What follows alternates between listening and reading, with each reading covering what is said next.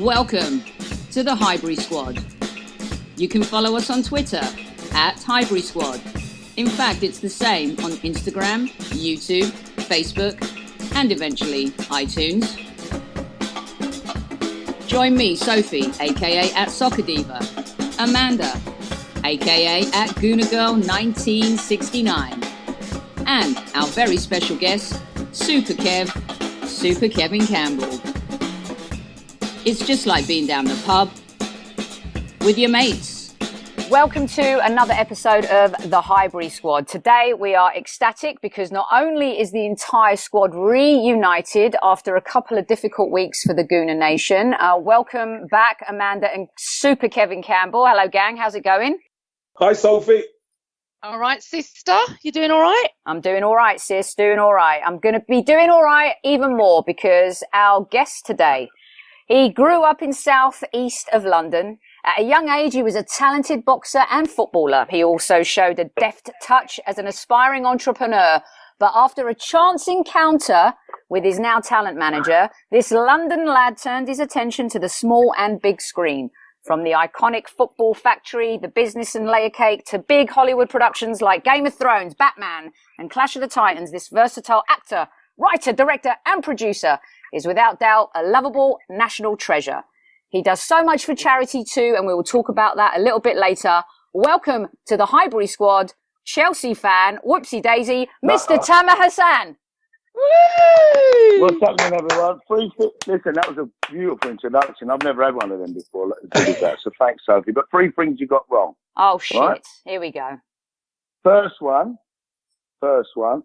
You said I used to be a good boxer. I'm still a good boxer. Second one, I'm a Millwall supporter, not a Chelsea supporter. No. See, I knew it. No way, that's not what it says. That's not what it says, Tam. Hang on. But if it's on the bio, I mean, everybody knows I'm a Millwall supporter. Millwall fan, I know it. Millwall. Yeah, Millwall. See, that's from the fucking settle. That's from the spanner in the works, isn't it? But I do go to the Chelsea, so you work that out. A lot of my mates you see? I can't even go there. PG, tell him. I'm predominantly a Millwall supporter. Why'd you go over Chelsea then? Yeah, you know, it's just around the corner, isn't it? I mean, it's a Premiership. It's a Premiership. So I slip down there, and plus the birds are good looking, man. They're better than down at the 10, you know what I mean? I'm going to get so annihilated here, isn't I? Yeah, you will now. Yeah. Lioness, you're beautiful. Oh my God! Right. Well, I have no Millwall questions ready because a little bird. By the way, the third one was I'm not a film director. I thought you directed the new one that you were out there in Berlin for. Everything but that. Well, it's about time you directed. It's about time you directed. I know a lot of film. people do say that, but I like to go home after work. Directors don't sleep. So basically, Highbury Squad, my entire intro was utter shite, right? It sounded good though. It was well rehearsed. I loved it. I thought it was very nice, though. Thanks, mate. Well, you know, your speech patterns were beautiful. You had a nice straight line for it. It's very direct. Listen, I think you got it wrong. Soph, next time, just go, welcome Millwall fan, Mr. Hassan. I know the truth. That'd have been right then, wouldn't it? Yeah. I was just look, these auditioning. three got the hump. Campbell, you got the hump as well. Listen, I just keep quiet and let them go, mate. Yeah, Kevin tries to keep us under control, but it doesn't really work. It never works. Oh, okay. Any man who says he's the boss in his house, I'll say your line miserable or single. There you go. Right then, let's get stuck in. Let's see how bad my research has been for this particular episode. Before we get stuck into my knowledge of football. Before we get stuck into a little bit of Chelsea and Millwall, I wanted to touch on your early life a little bit. I want to know how you chose your football team then. I didn't really choose it, to be honest. First and foremost, it does infuriate me when you've got, I don't know, some clubs in London and people sort of try and support the teams around the rest of the country. That really annoys me. I mean, sometimes people say, oh, because my dad supported them, or because whatever, then I kind of get it. But me, I grew up next to the old. I'm a New Cross boy through and through. And we just, I mean, it was just the right thing to do. our local club, we supported. I remember we were so poor when kids used to go up onto Dew Boys and watch it from there. And years ago, they used to open the gates at half time and let us in. But it wasn't really a choice. It was just all the boys and everyone around the manor supported the team. So it was kind of installed in me from an early age. Yeah. You know. Tamer, yeah. you were a boxer growing up. Obviously, tough. I was, tough sport to be in. Did you run into any now famous boxers back then, or any legends when you were coming up? They were a lot younger than me, and the thing is, when we was fighting, I was undefeated as an amateur. But when we was fighting young, I mean, I think I did spar with Eubanks. We've had a chat about it before, but none of us can quite remember. But I just said to him, there's no one with a nose like yours in the world, so it must have been you, Chris. Yeah. And it just doesn't have it. But it was around about Chris, but there was a lot of up-and-coming prospects at the time that kind of made it but didn't make it, that I did spar with and move around with. But brilliant. Tam, let me ask you this, because you were talented at sports. You had a lot of things going for you, but then you kind of stumbled into, because I know Amanda's chomping at the bit to ask you a question about one of your most iconic movies. But before we get to that, I just want you to tell the audience and people who are listening who love your work, especially football fans, how did you go from the boxing to the business stuff when you were younger, and then all of a sudden you find yourself in the film industry and the TV industry? How did that happen? Where do you want me to start? It's a bit of a long one, this one. You got plenty of time. Give me the elevator version. Yeah, go on. The boxing side of things, when we was growing up, I think, I was born in 1968, and when we was growing up, there wasn't a lot of foreigners here, and the foreigners that were here were kind of, I'm not one to complain about, growing up in the flats, so I love all of that. And whatever happened to me through my life is who I am today. But the boxing side of things was more for protection, because I'm big and I'm strapped in and I'm tall and everything else now, but as a kid I was like a little short fat Turk with loads of hair. You know what I mean? Sort of swanning around. But I had plenty of heart and I had plenty of arsehole, pardon my French. But so it was, I kept fighting at school, and my mum tried to stop me from fighting, so she tried to channel my aggression into something else. Because as a kid growing up in that sort of society, you just want to be accepted, you know what I mean? And there's a funny story I've got with the racism thing, and you probably understand this. So we're growing up here, and you're kind of you can't fit in here, and then also I think I was like 8, 9 years old, and I thought we're going to Cyprus, to the motherland where I'm from. Yes. And I thought hopefully I'm going to be accepted here. But the perception how Cypriot people have, anyone lives in London is a multi-millionaire. Right? That was back in the day. Right? And then I got to the village and I thought, yes, I'm here, I'm home, I'm at the motherland.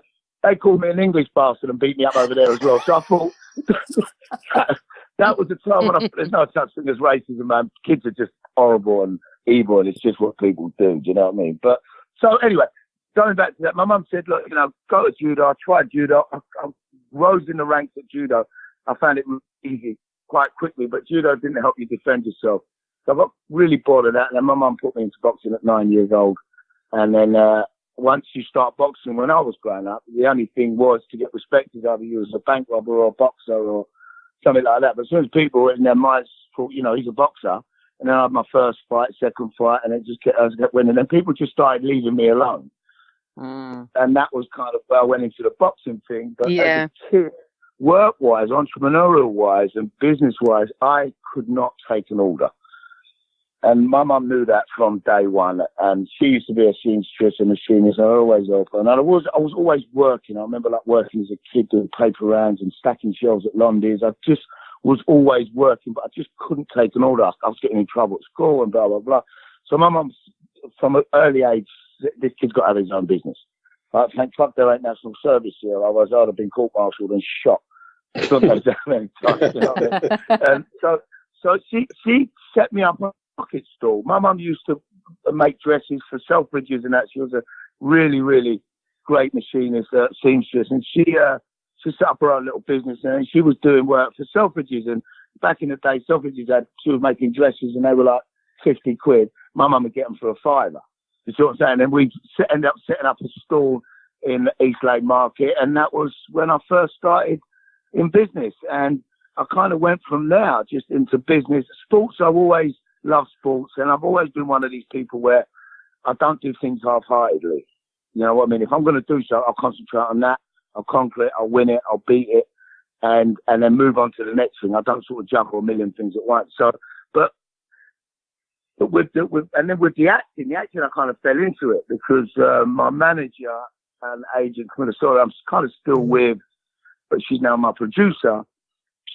Someone introduced me to her, and she said, I didn't even know I was going on to me about acting because I had nightclubs and restaurants and I was doing okay.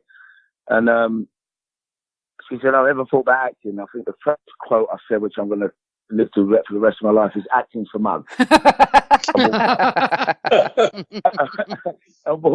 I keep getting in front and walked out the restaurant, and it was at Bentley's. I remember it was at Bentley's in the West End. And she said, he's a flash playboy wannabe gangster, but I love him and I think he's got talent. And then cut a long story short, they brought me in, they screen tested, and I went up for EastEnders, non-speaking role, Phil Mitchell shooting, blah, blah, blah. Everyone on their mum wanted it, went in and got the job. I won't go into why, but I went in and got the job. And then it kind of roller coasted from there. And I was on set, they picked me up in a car, put me on set, dressed me, clothed me, fed me. I delivered a performance which was very enjoyable, took me back home. And at the end of it, they gave me a check. Paid you. Lovely. You get paid for this as well? You have to pay for this? But, you know, jokes aside, it was literally, I was instantly addicted to it. And I just sold the restaurants, nightclubs, anything I had. I just went straight at it. And I was very, very lucky because at the beginning of my career, and you do need a lot of luck in anything, Campbell, you'll back us up. You can be a great footballer. You've got to be at the right place at the right time. I've got a son who's tried to be a pro for years and he didn't make it. So it's the same with the movie business. It's about timing and it's a lot of luck.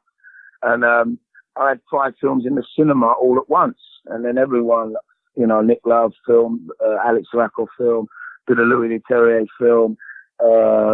And it just, everyone was like, where did he come from? Yeah. Like, who is big, he's powerful, he's this, and then from then it just got kind of roller coasted from there, and it was just by the grace of God, I'm here now, and I'm still as passionate about this industry as I was when I first started in it. I think that. Fantastic. Can I just ask you a question? Regarding a couple of your acting roles, I want to talk about the Football Factory first of all. Yeah. What was it like doing it? Did you actually feel like you was a hooligan? Did you actually get into that mindset? And obviously, were all the actors with you football fans? I mean, obviously, I know you are, and you've grown up around Millwall. Yeah. But were they all football fans, or were they actors? Do you want the real story, or do you want the... I want the real story. The real, only real here. Of course you fucking do. All right, where do we start? Football Factory, Nick Love, John King. Nick Love was a dear friend of mine, and he was sort of climbing through the ranks after he did Goodbye Charlie Bright. And there was a director there before that completely, I won't say his name, but he knows who he is, completely made a balls up with the first script. It was kind of a silly little love story. And I think it was me and Frank Harper at the time. We were sort of real good friends, and I just started off, I think that was my second movie I did, the Calcium, then the Football Factory. Anyway, so Nick Love come on board and knew all the chaps, knew all support himself, had a vision, had a story for it, wrote a script, everyone fell in love with it and wanted to be in it. And then they came on board with no money. So the football scene where you see that iconic scene, what people love with me and Frank Harper when the kids are playing football. Mm-hmm. Yeah. I used to own Greenwich Borough Football Club. So it was most of the stuff shot there because there was no money and what have you. Most of the stuff was shot there. I'm going to get to the point. So at the end fight scene, that big fight scene at the end, we've turned up. Jacko, who was one of the chaps from back in the day, came on as to authenticate all the fight scenes and stuff like that because he wanted it as authentic as he can, Nick. So we turned up and you've got all the Chelsea mob, right? Powerful, a lot of them. Tony Denham, Frank Harper, Danny Dyer, Neil Maskell, Manukin, they're all there. And then they've got another load of giants behind them. Even some real thugs from real headhunters in there. Icky was in there and a few of the chaps. So we've turned up and we've got like about 7 14-year-olds wearing Burberry caps.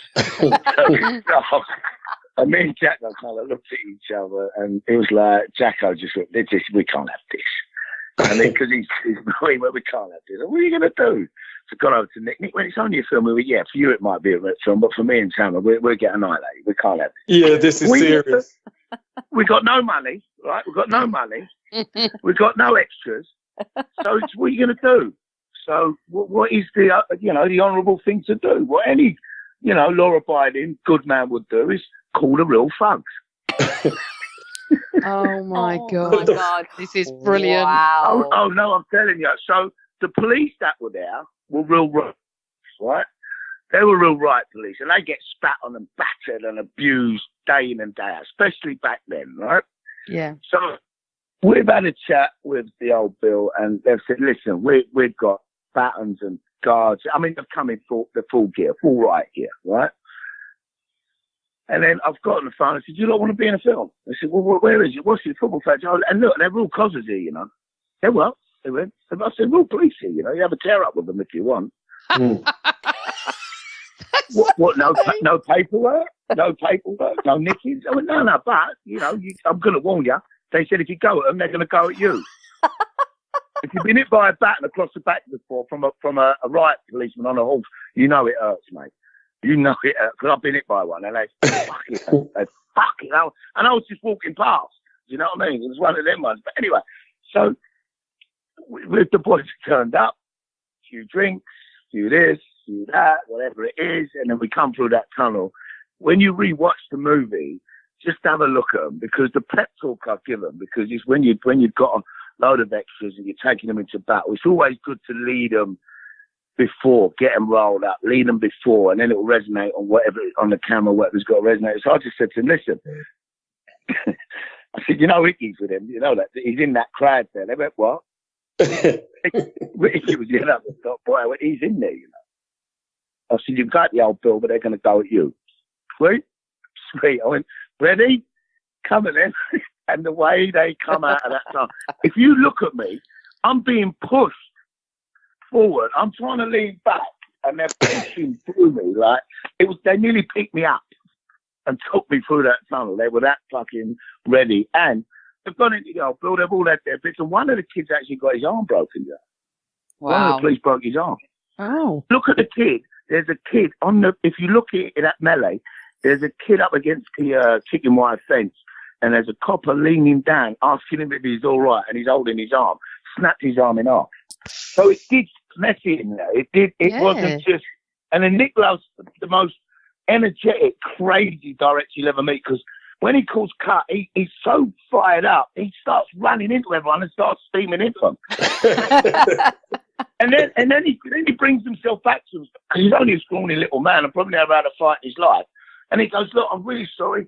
It was just, I just couldn't help myself. I'm sorry. And everyone just start laughing and just, let him go, because they know he's nuts. Do you know what I mean? But the whole thing around it was, I mean, there's another funny story with me and Frank Harper. And I had a bit of age with him. I said, your dad played for Millwall. I said, but you got ticked to tape, because I was winding him up all the way through the film. I said, do you fucking lech? I said, your old man played for Millwall. You had a box at Millwall, and you took the fucking Chelsea, head of the Chelsea headhunters, because it's a bigger role. Now I'm properly rattling him. But I've got him now.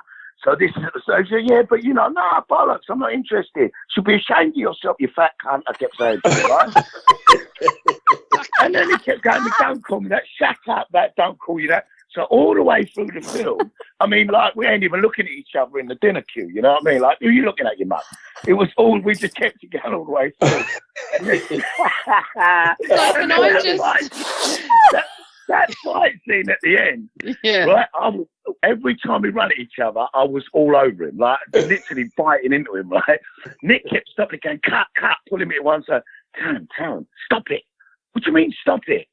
Like, what do you want it? No, he said, we can't make it look like it's half a draw. It's a film. I went, bollocks, I ain't doing it. He's getting it. In the end, I let him roll on top of me, and as he rolls on top of me, I'm saying to him, you fatsy, you went to, do you know what he says to me? Just that line, as it's all doing business with a Turk when you're supposed to be right wing. he shouts at me, "I'll give you fucking Gallipoli." He says, "Listen carefully," because he really got agged about it, and we just started laughing and moved on. But there you go. That's the football factory story. Oh, God. Okay, so that is obviously a brilliant, iconic film that as a football fan, I don't like violence at all, but I watched it and I could understand, because obviously I grew up with football through 70s and 80s anyway at Highbury. But then swap into something else that the whole world seems obsessed with, and I've not even watched a single episode yet, and my boyfriend is obsessed with Game of Thrones. How did that relate to something like the Football Factory? How did you get into that, and what was it like to film it? I actually met for Game of Thrones for season 1 when I was kind of rising up. People sort of started knowing who I was and what I was doing, and I went in to play head of the Dothraki leaders. The kid who plays what's his name? Who's in the Maori kid who played the head of the big, sexy, long-haired. What's his name? He just did Aquaman. Yeah. Jason Moana. Jason Moana. Correct. Yeah. And that's for his role. Now, nobody knew anything about it. No scripts, no nothing. Nobody knew the Dothraki languages. There was all under wraps. Hush, hush, hush.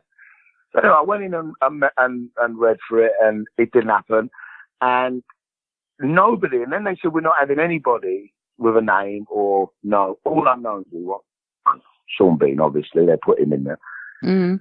And I get why they did it, because it was basically they wanted people to understand the characters, not the actor, and that was a genius. So come see, I see 1, 2, 3. I think I see it didn't happen, and then I think it was season 6. It wasn't a majorly. It didn't show big. We did a lot more than what they put on there. So, but anyway, I said, look, I can't be fast. I said, I'm not going to meet. I've done it enough times now. That's it. I said, look, if they're that serious, tell them I'll do it for nothing. So I said, I'm not going to beat them. Tell them I'll do it for nothing. Anyway, cut a long story short, I went in with that. They offered me gone in. And to be a part of something like that is great. But to learn that Dothraki language, mate, is the most horrendous thing I've ever had to do. Right? Is it harder than learning Turkish and Greek, Tam? Mate, let me tell you something. I could learn Turkish and Greek backwards, thrown in with Swahili, right, and a little bit of German, and it would have been easier than that Dothraki language. It was horrendous, mate. Wow. Plus, they work you to the bone, right? They work you to the bone. All night shoots, hard work, and then on top of that, you've got to learn this Dothraki language, which was horrendous. There was, I think, 5, 6 of us, and everyone had a death scene, bar me. Like, they got burnt in the temple, and everyone had their own little death scene, but they couldn't give me a death scene, and it was like, my friends going, oh, do you know, they're probably going to bring back 7. I went, I ain't doing it. What do you mean? I said, I can't do it. They went, what do you mean?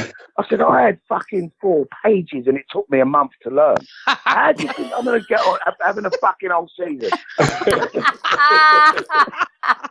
And I'm telling you, listen, I'm up for a challenge anytime. Listen, if you want me to play Whoopi Goldberg, I'll mimic her and play Whoopi Goldberg, right?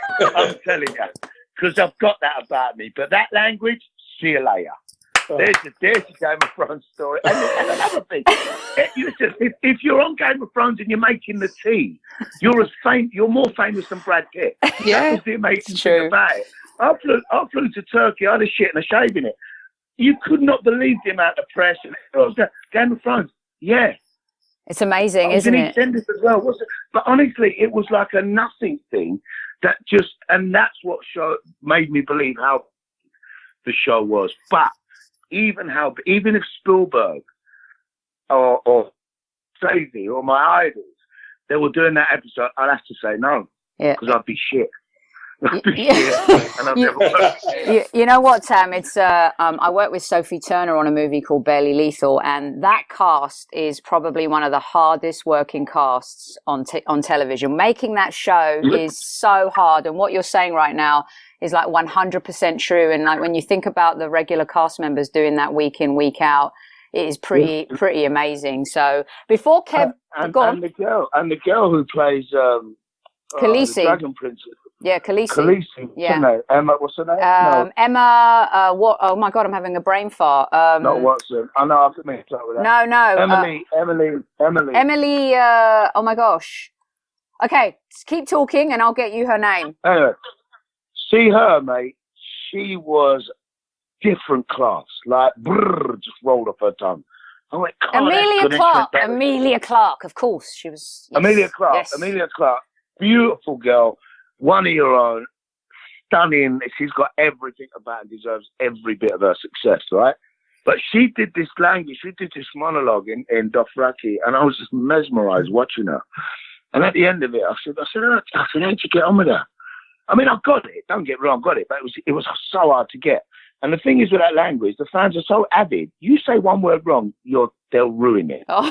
That's the chance. They'll crucify you. It's like trying to play the Joker. Do you know what I mean? Yeah. You just can't, it's impossible. After Jack Nicholson, no one can do it. No. Well, after Heath Ledger now on the Joker, and you've had your druthers in Batman Begins as well. But before I turn it over to Kev on football, real quick, a film I actually worked on when I was head of press at Columbia Pictures and loved working on it. Guy Ritchie and Matthew Vaughn produced it. Brad Pitt starred in it. Snatch, which has now become a big hit for Crackle.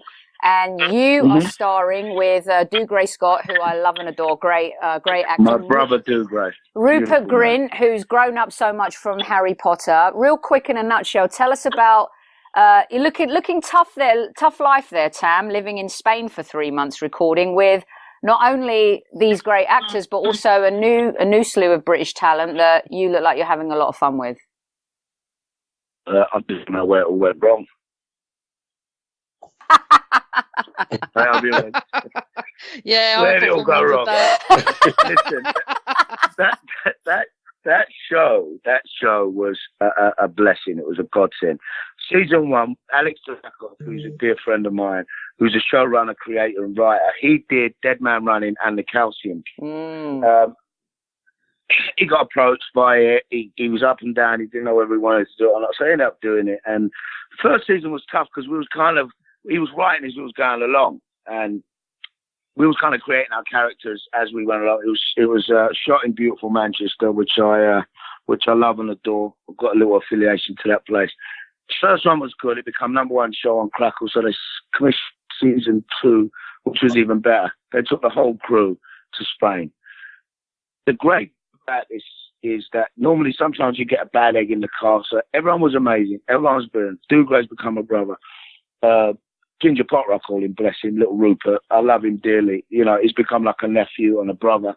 But the whole family there was brilliant. And the Snatch that they created was good because he decided, he said, I don't want to have anyone. He took a chance and said, I don't want anyone from the original in the new one. It's the same story, same beat, same everything.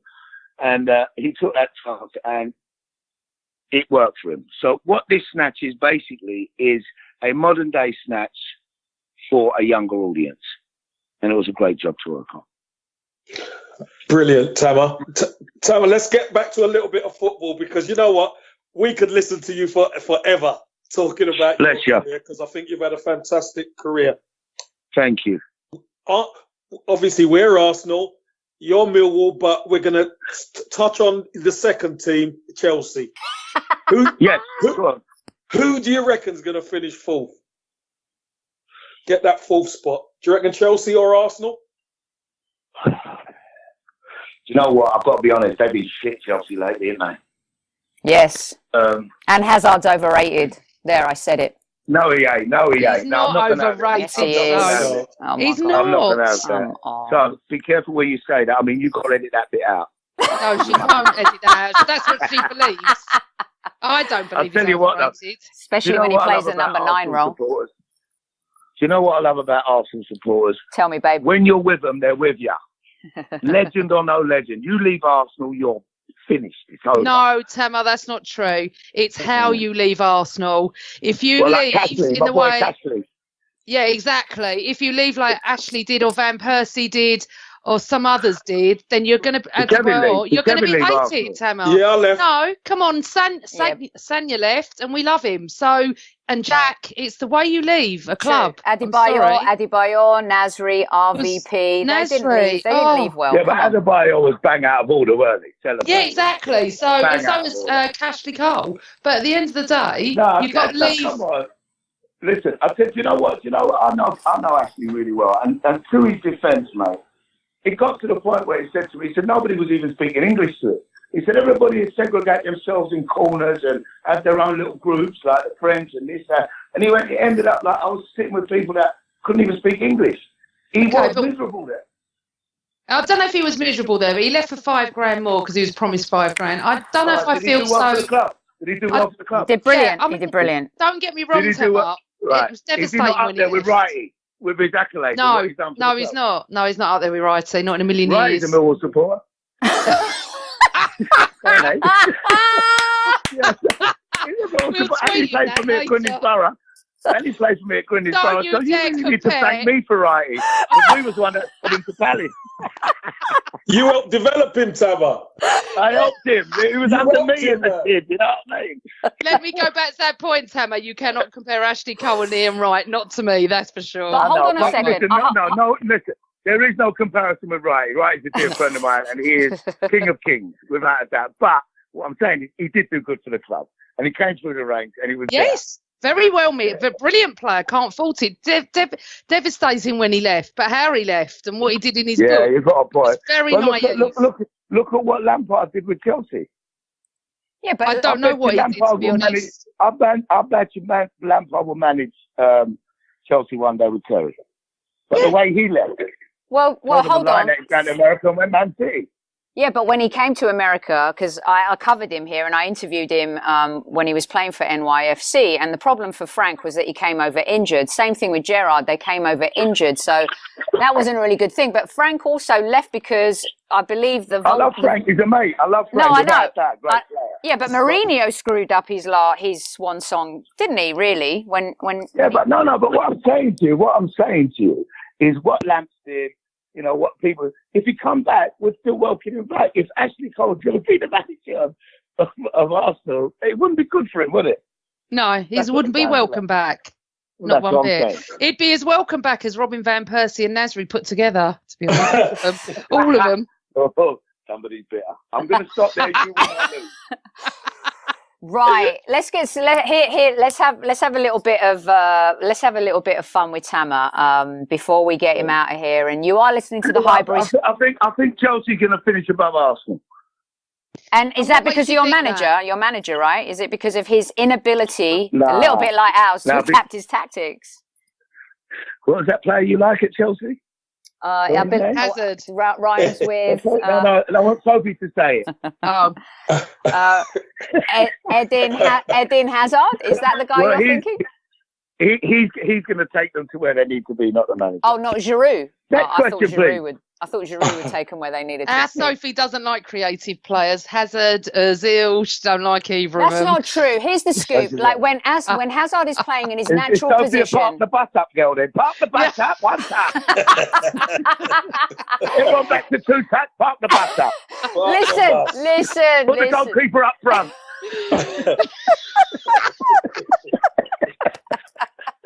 You know I don't like to park the bus, don't you? Come on. No, I love watching Hazard when he's playing in his natural position. I feel like he's been set up to fail and playing in that forward role because he's not as explosive. And I think that players like him are set up to fail. And therefore, for me, when I see a footballer can play in any position, I believe that. And I just don't think that he's consistent enough. But anyway, we're not going to talk about Hazard, right? Because... let's ask you this question real quick before we get you to the quick fire round and get you out of here. Liverpool versus Man City. Do you feel like a lot of other fans out there who really do not want Liverpool to win the title? No, not at all. Oh my God. I have, for some reason, growing up, and I've always said it, for some reason, and I've never been a mad football man of knowledge, even though we've had the clubs and stuff, but when I was growing up, but I've always had a love for Liverpool. You know, even through the tragedies and stuff, I don't know what it is, whether it's their players or their glamour when I was growing up. I've always had a little bit of love for the Scousers. So I want them to win. I would love to see them do it. I'm a bit with you, Tamer. I grew up respecting Liverpool. Yeah, I've got Liverpool. Gerrard, I'm a fan of Gerrard. Sorry, darling, go on. I'm talking about you. I agree with you. I'm one of few Arsenal fans that wouldn't mind Liverpool winning. I don't care if it's City or Liverpool. I don't have an issue. How dare you both many speak. Liverpool. So shut up, you. So many Arsenal fans Kev. do not want Liverpool to win. In front of Kev. Really don't. And Kev, I'll take Liverpool over all of them, mate. In front of Super Kev. I just like Klopp, and I like their sacrilege. Exactly. Tell him, Kev. But they've got a good buzz going on down there. They love Klopp, don't they? They're having a lot of fun. They're enjoying themselves. You know what I mean? Yeah, it just seems like they're having a good time and they're all getting on, which we don't see in a lot of clubs nowadays. Always a problem. The more money they got, the more problems they got. I don't know, actually, they still got that. They still got that Sunday football feel to them, ain't they? Where they're all getting on and they're all in love, and it's just great. You know, you get that feel from it. It's just Let me get this straight, Mr. Tamer Hassan. You go to see Chelsea, and you are lauding the Liverpool right now. Listen to you. No, he watches Chelsea. He watches. All right. Ask me a question. In front of Kev. To win the league, and I'm telling you why I have an affiliation to the Scousers. And you're saying that in front of one of Everton's greatest goal scorers, and I mean, seriously, it's a sacrilegious. Kev, jump in, you tell him. Go on, Kev. I'm a football widow, I'm sorry. Tam, look, Liverpool do have it going on. Everyone agrees with that. Am I right in saying that they've got it? They're happy down there, you know. And I'm no pundit or no manager. No, you're right. They have got something going there. But I think the issue with a lot of fans they are quick to push it in your face. They are so quick to push it in your face. So they've got nothing else, have they? Bless them. Get cocky. You want them to fail, don't you? Oh, yeah, that's what we do. We set them up for them fail. Can we talk about the babyface assassin managing Man United? No, what about rather not.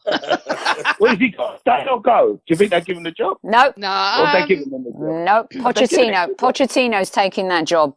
I don't think he is, but I don't believe think Solskjaer will be there. They should be ashamed of themselves if they don't give it to him. They should be ashamed of themselves. Yeah, but they were humiliated against PSG. Anyone would have succeeded after Mourinho. Anyone, because it was so toxic there. I could have got in there and done a better job than Mourinho. Go on, PG. Just going back to something. I wish I knew you when I was Greenwich Borough. I was probably at Highbury screaming at Kevin because he was a bit something like that. Oh, thank God. But one of your greats took Millwall to the first division. How about that? That's right. Who's one of our greats? Sure did. Oh, George. Yeah. Sure We've did. got a bit of affiliation with South East London, obviously. One last thing before Soph jumps in. If Millwall ever play Arsenal at the Emirates, you can come and sit with me, yeah? If Millwall, yeah, listen, there's a funny story there, you know. Go on. I went down there before. I think we drew him in the cup years ago, and I got battered down there. We did. You what, you know the old Highbury, right? Yeah. There, I've got to tell you, we got tickets. We only could get tickets for the. When I remember, I was only young, and I'm standing there. I fucking lost myself, didn't I? And so they did this call. I went, yeah, and everyone just looked at me. I was at the top. Who the fuck you? I went, who the fuck do you think I am? And I knew it was coming in. I might as well take it with dignity. I ended up on the pitch, right? I don't know how I got down there, but I ended up on the pitch.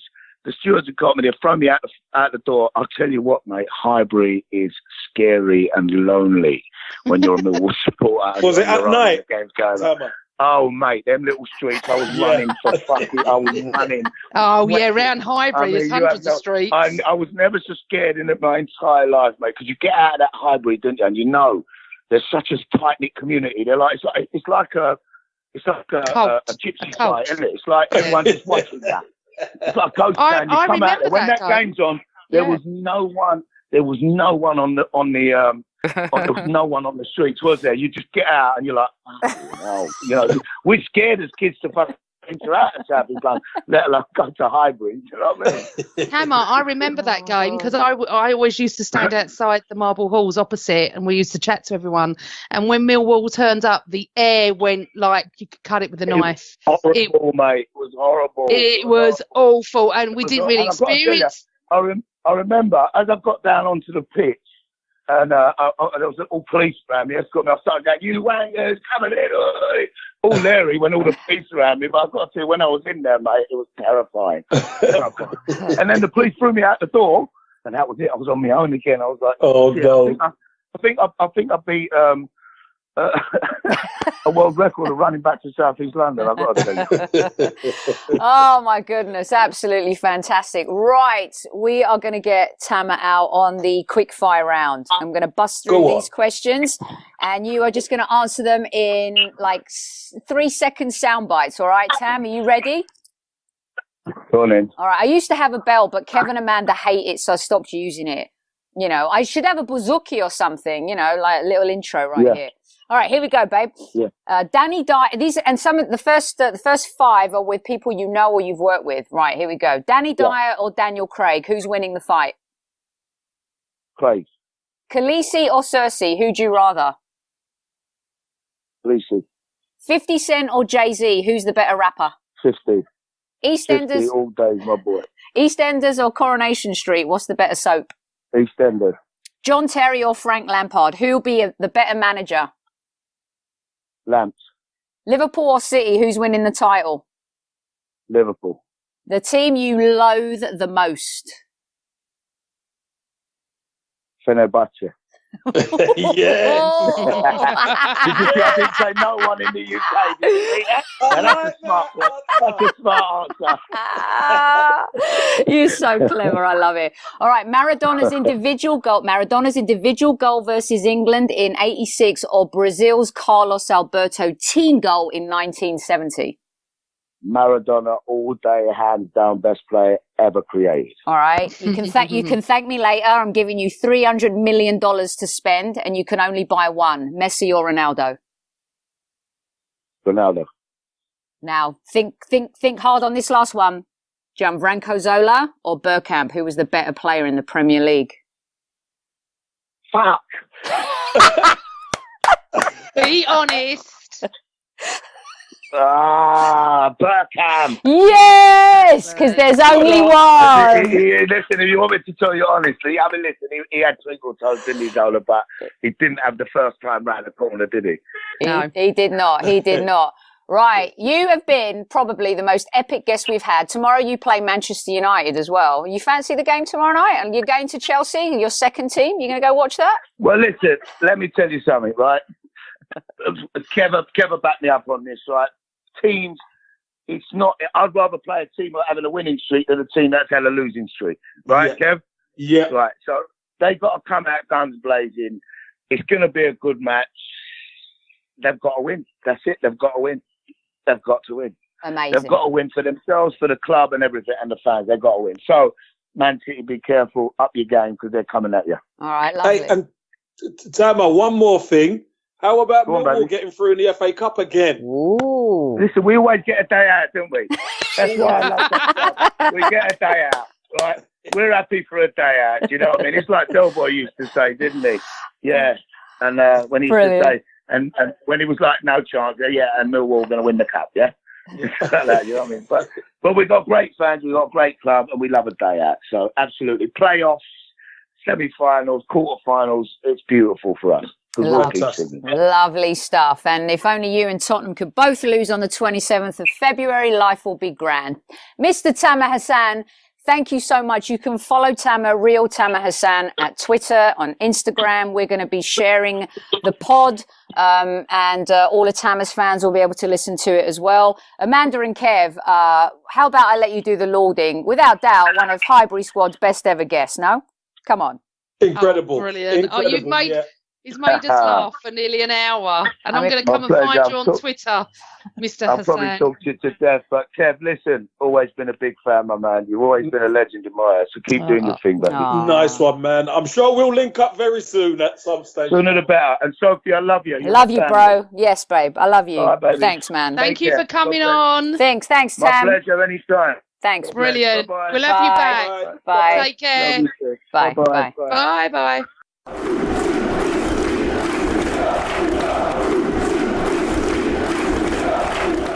Wow. I'm exhausted. I need a drink. We need to go to the pub with Tamer, Kev, Amanda, and Mimosas. Mimosas. Is it mimosas? Mimosas. All the way. No. We might need vodka shots. Oh, brilliant stuff. Okay, now here's what I've been waiting to talk to you guys about. Let's just cut to the chase. Mesut Ozil, the Instagram, Twitter post, all of the above, his war with Emery. Amanda, just take it away and let's me, you and Kev dissect this. A lot of fans out there. I know Arseblog has said a few things. A few other key informers in the Arsenal universe have said a few things. It's like half the fan base versus the other half. Again, here we go. Amanda, what are your thoughts? I just feel that no one knows actually what's going on here. But this reminds me of the Wenger in, Wenger out situation last year on social media. Now we're having whether you think Ozil should be playing or not, or should be shutting up or not. I don't know what's going on. Obviously, he's not wanted. There's number one. I suppose number two, they want him out in the summer. And if that's the case, I'm not happy about it because everyone knows how I feel about Ozil. I don't feel he's been given a chance this season at all. But if that's the case, fine, then Arsenal come first and no player is bigger than the club. But the dross we've got at the moment, don't tell me he's not better and he shouldn't be playing. If he's fit, he should be in that team. We are not playing well and we're missing massive creativity. So put him on the pitch. Put Ramsey on the pitch. Ramsey's going. Put him on the pitch and let him play. We will get more money for Ozil than we would at the moment if he's never going to play if we've seen his last game. I don't understand. He doesn't fit into the manager's way. Then we have to move on. But just play him. We're not winning games, are we? Kev, I mean, Amanda has some really good points. It's kind of like we understand where Ozil's gone wrong in his Arsenal career. We know he hasn't performed in really big games. I know you and Amanda differ a little bit on the opinion with Ozil. What are your thoughts, Kev, on what's transpired over the last week? I just think it's a sorry situation. Ozil was probably feeling hurt because he wants to be at the club, doesn't he? He's come out saying he loves the club, etc. But the problem is the past regime loves Mesut Ozil. The new regime, Emery gave him a chance at the start of the season, seeing the way he plays, said he needs to work harder, needs more out of him. Unai Emery doesn't feel he's getting enough out of him. And it's got to the point now where January really showed the hand of Arsenal. Couldn't sign anyone outright, only could bring loans in. So that forces Emery's hand. So what he's got to do, he knows he's got to start manipulating and moving the wage bill. The biggest earner is Mesut Ozil. He's not his type of player. We know that. So now we're starting to see the cull of Mesut Ozil. There's times where, is he ill? Is he not? Is he got an injury? Apparently he's had flu. Does he just come straight back in? No, he doesn't. Obviously, he's got to prove himself on the training pitch. But Unai Emery, I believe, has moved on from Mesut Ozil. Whether there's going to be people who like it and there's going to be people who don't like it. I get that. But the fact of the matter is you have to back the manager. The manager is the man who's going to make these tough decisions. And Mesut Ozil's Arsenal career is over. I know he doesn't want to go, but they're going to force him out, even if they have to pay him up. So I don't think it's about actually what they can get from Mesut Ozil in the summer. I don't think it is. I think it's just about Unai Emery moving on from him. Okay, so totally get that and totally understand where you're coming from. And I guess for me, some of it is really hard to believe that we're talking about the same player who won the World Cup with Germany, who is Germany's best player year in, year out, who Ronaldo loved playing with the most at Real Madrid. I find it hard to believe that Mesut Ozil has has become a bad player overnight. Perhaps he's lost his confidence a little bit at Arsenal because of the expectations put upon him. Let me ask you this, Amanda. We saw, and I'm not saying Emery's Mourinho, because Mourinho is on his own mountain of wankerism, right? He's not a very nice person. He treated his players awfully, and we're seeing the effect since he's left, in terms of how Ole's been able to inspire that team again. But I'm likening this a little bit to Pogba being the biggest character and player and highest signing at United versus Mourinho. Do you see a situation where if Emery was the man, would they backed him somehow a little bit more in January? Amanda, what are your thoughts on, is this a Pogba Mourinho situation in a different way, and will Ozil win out in the end? It's interesting, actually, because Wenger came out and said something, didn't he, about Ozil, saying he needs to be loved and supported. Some players do. Kev will probably have worked with some that do and some that don't. Everyone works different. It's human nature, isn't it? Humans are very different in the way they need to progress and be supported. We don't know. Does he need an arm around his shoulder? Maybe. Emery does look like that type. He doesn't look like a sergeant major. There's obviously more to this than we know. The wage bill, his wages, I don't know. But at the end of the day, Gazidis and Wenger have got a lot to answer for. They gave him the contract. So on these extortionate wages. So I don't know what is actually going on. All I know is I look at what I see on the pitch. We need him on the pitch. So is it like Pogba? Look what's happened to Pogba since Solskjaer's come in. But look at half the United team, Exactly. to be fair. That as well. Will he win out in the end? No way. No, he won't. I'm sorry, Arsenal will win out. And he'll either saunter off on loan somewhere or be sold. I'm not happy about it. It's not what I want. But as I said, the fan base is definitely split. Okay, so for me personally, I feel like I think, wow, Pogba was deemed a bust, and now he's like the talisman of United again. Some players like Xhaka and others have come out in support of Ozil. Kev, you're a player. Let's get into your player mind here. He sends the tweet, he sends the Instagram post out. Is it, and Amanda, you chime in on this too. Well, you haven't answered my question yet, guys. Fair or foul on his public statement? Is that not the guy who's been silent for so long? He's been embarrassed.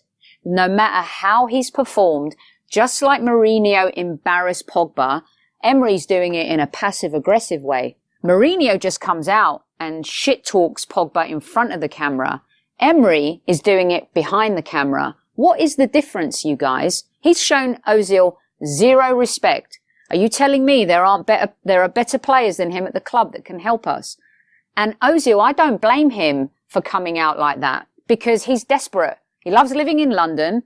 What is the problem with his tweet? What is the problem with his Instagram post, Kev? You tell me. There's not a problem with it. It's just that obviously he's a very popular player at the football club.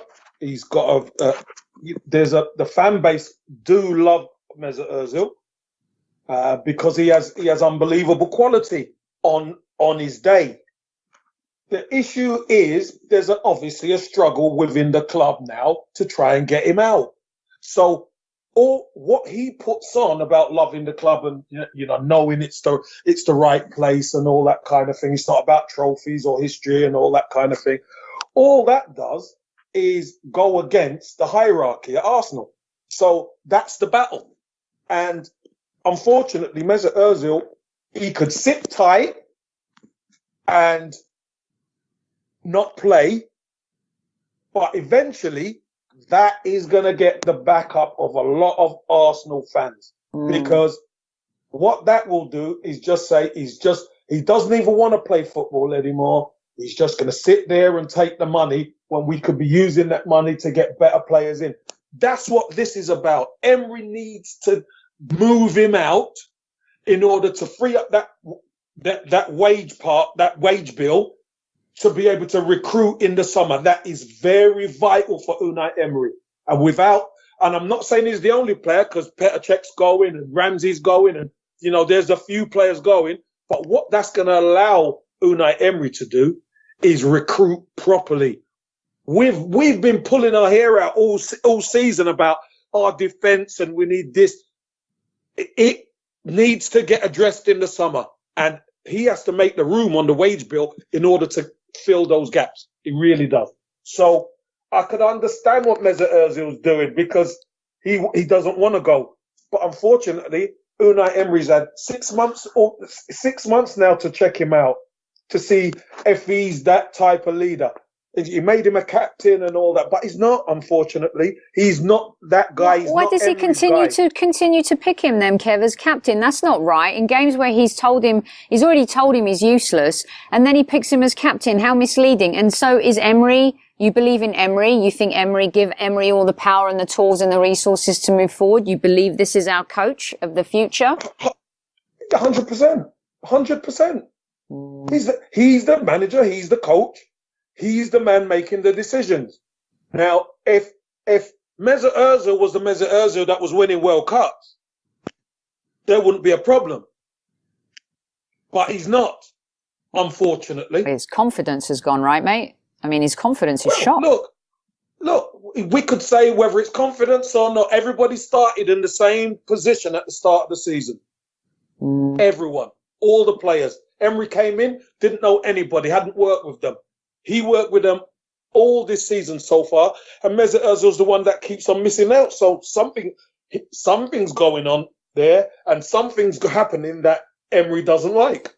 So let me ask you this, Kev, before I turn it to PG. What are your thoughts on everything everyone's saying about how defensively he's playing, and how, in some people's opinions, in some ways he's played 7 at the back or 5 at the back, and he's not picking any creative players? As a striker, how frustrated right now could Aubameyang and Lacazette be? Talk us through that a little bit.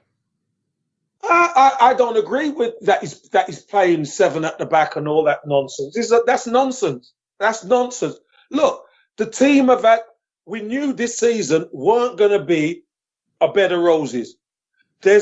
Arsenal went on a 22-game unbeaten run, was fantastic. They're not going to carry that on. We're going through a bit of a tough patch. It's going to happen during the season. It is going to happen. Can't play well all the time. People are out there criticising, and the fact that Mesut Ozil's not playing, we lack creativity, we lack this, we lack that. We're still scoring goals. I think we've scored 4 less than Liverpool, 4 or 5 less than Liverpool. That says something, doesn't it? So I just look. It's easy to point the finger and say he's not doing this, he's not doing that. Of course, Unai Emery's made some mistakes. Which manager don't make mistakes? But I just think the team we've suffered some horrendous injuries, and we've suffered because we haven't been able to play a settled team. There's a lot of unrest. The players are leaving, and this, that, the other. So it's still unbalanced squad. We need more balance in the squad, and the only way that's going to get addressed is in the summer. We're going to go on hopefully the next few games. We're going to have a few games where they're winnable games. So let's back the manager. It's not just back the manager for 6 months. We've got to back him for the whole season.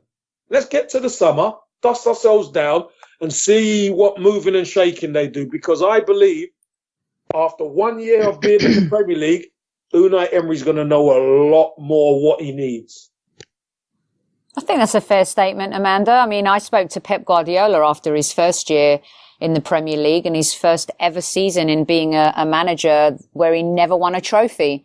And he found the Premier League a lot tougher than he thought. I thought he was going to come in and just boss it like he's done everywhere else he's gone. But I actually believe that he was brought down a peg or two, and he realised just how tough it is. So what Kev is saying there is kind of, it could be true in that, Unai in his second season sees things a little bit differently. And I think that, he's treated a bit differently perhaps because it's Arsenal. So if it was that way for Pep, why can't it be that way for Unai?